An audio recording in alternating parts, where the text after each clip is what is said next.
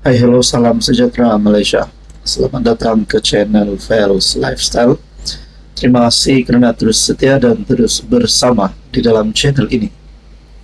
Saudara-saudara, setelah kita digemparkan dengan rasuah sana sini yang berlaku, dengan usaha Anwar Ibrahim untuk membandras untuk menangani isu dan gejala rasuah ini, ada satu lagi berita yang melibatkan nama bekas Perdana Menteri. Sebelum ini Muhyiddin Yassin, dan terkini nama Perdana Menteri ke-9 pun disebut. Bahkan SPRM mengesahkan Ismail Sabri sebagai suspek. Tapi ini satu lagi pendedahan terbaru yang melibatkan 61 akaun bank, cecah RM15 juta dibeku. Ini sebab SPRM tahan 9 pegawai penguat kuasa. Tangkapan berlaku, penahanan berlaku yang mengejutkan. Oke, sebelum kita teruskan di dalam berita panas ini, Anda boleh lihat produk di bawah. Anda bolehlah belek-belek, tengok-tengok, scroll-scroll, mana satu yang sesuai dengan Anda.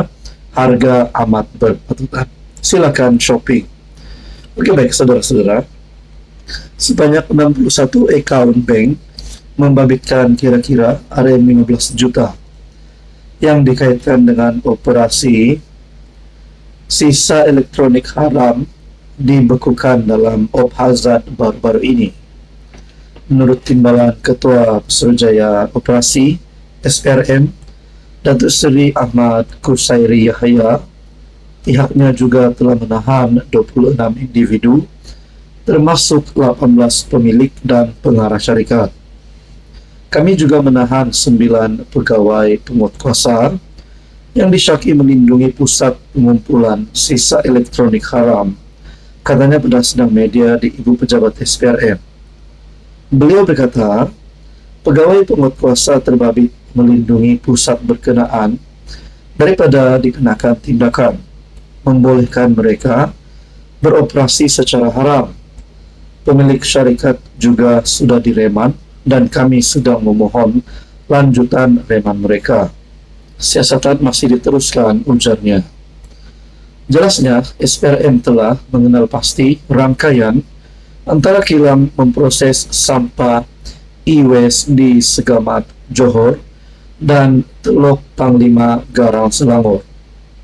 Dalam Op Hazard, SPRM memulahkan siasatan selepas PDRM menerusi Jabatan Keselamatan Dalam Negeri dan Ketenteraman Awam KDNKA melakukan serbuan bersama Jabatan Alam Sekitar JS. Pada 15 Februari lalu, JS turut memeriksa 47 kilang dan mendapati 30 premis beroperasi secara haram, 7 premis barang lusuh, 6 premis berlesen di bawah JAS, 3 premis berlesen di bawah pihak berkuasa tempatan, dan 1 gudang haram. Bagi saya ini satu lagi kejutan baru daripada SPRM. Hai, hello, salam sejahtera Malaysia. Selamat datang ke channel Fels Lifestyle. Terima kasih kerana terus setia dan terus bersama di dalam channel ini. Satu kejutan untuk seluruh rakyat Malaysia, terutamanya kepimpinan politik di Sabah. Bagi saya bukan di Sabah sahaja, tapi di seluruh Malaysia, tangkapan yang mengejutkan berlaku. Disahkan pemimpin terkenal Peter Anthony masuk penjara. Sebelum ini kita dikejutkan dengan kes rasuah yang melibatkan beberapa bekas Perdana Menteri, Muhyiddin Yassin, Ismail Sabri, nama mereka disebut. Tapi berkaitan dengan kes Perdana Menteri ke-9 yang melibatkan serbuan dan juga bekas pegawai kepada PM9, akhirnya kita dikejutkan pula dengan berita Peter Anthony masuk penjara. Saudara-saudara, sebelum kita teruskan di dalam isu ini, Anda boleh klik produk yang saya selipkan di dalam video ini. Amat murah dan amat sesuai untuk golongan semua golongan usia. Oke, baik saudara-saudara, disahkan melalui artikel Malaysia Kini Bekas Menteri Pembangunan Infrastruktur Sabah, Peter Anthony, hari ini mula menjalani hukuman penjara 3 tahun atas kes dokumen palsu. Artikel pada 4 Mac. Mahkamah Rayuan menolak rayuan terakhirnya untuk mengetepikan sabitan dan hukuman dalam kes yang dikaitkan dengan kontrak penyelenggaraan dan perkhidmatan di Universiti Malaysia Sabah 11 tahun lalu. Panel 3 hakim dipengerusikan oleh Hakim Ahmad Zaidi Ibrahim dan dianggotai Hakim Zaini Mazlab dan Azmi Arifin. Sebulat suara mengekalkan keputusan bersalah serta hukuman penjara 3 tahun dan denda RM50.000. Di bawah undang-undang, adun melalap itu akan kehilangan kerusidun yang disandangnya dan tidak layak bertanding pada pilihan raya negeri Sabah akan datang hujung tahun ini. Saudara-saudara, ini pasti satu lagi menjadi teladan supaya mana-mana ahli politik tidak terlibat dengan rasuah, karena ini bagi saya adalah satu tangkapan yang mengejutkan ramai kepimpinan politik di Malaysia. Saudara-saudara, apa komen Anda? Hai, hello, salam sejahtera Malaysia. Selamat datang ke channel Fels Lifestyle. Terima kasih karena terus setia dan terus bersama di dalam channel ini. Ada satu kejutan. Setelah kita terima berita berkaitan dengan serbuan, sehingga ada penemuan ratusan juta dan juga jongkong emas. Dan perkara ini melibatkan nama bekas Perdana Menteri ke-9 yaitu Ismail Sabri Yaakob.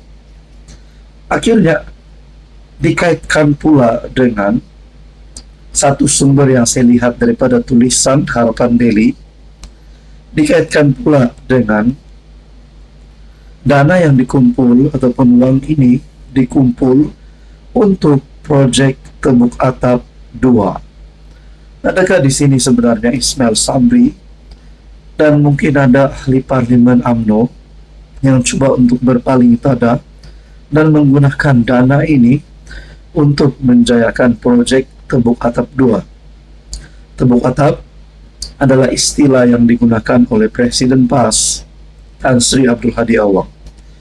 Saudara-saudara, dalam video ini saya selipkan produk. Saya ada kongsi produk, Anda boleh lihat sesuai untuk musim perayaan ini. Harga sangat murah dan berpatutan.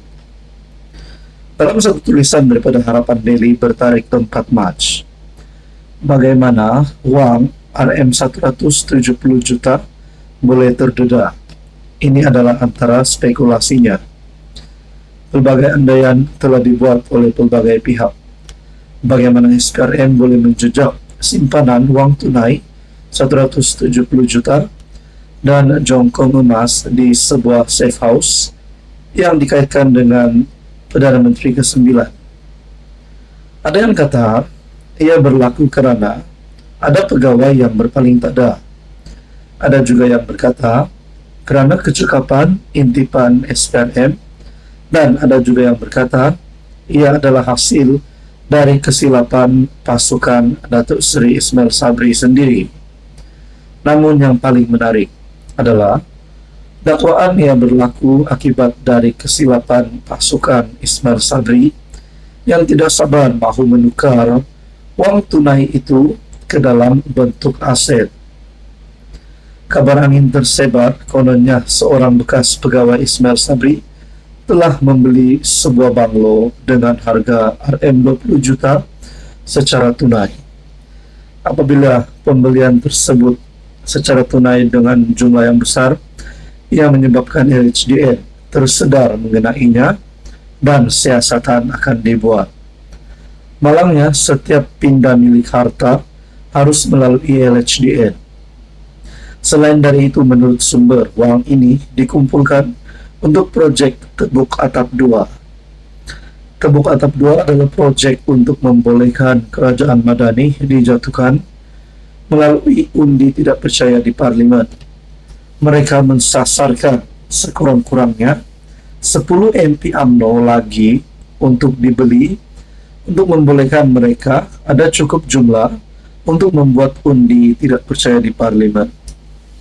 Jadi saudara-saudara, persoalannya adakah kalau perkara ini melibatkan nama PM9 Ismail Sabri Yaakob, adakah beliau sebenarnya yang akan membeli MP UMNO 10 MP UMNO, membeli 10 MP UMNO untuk tarik sokongan berpaling terhadap Anwar Ibrahim?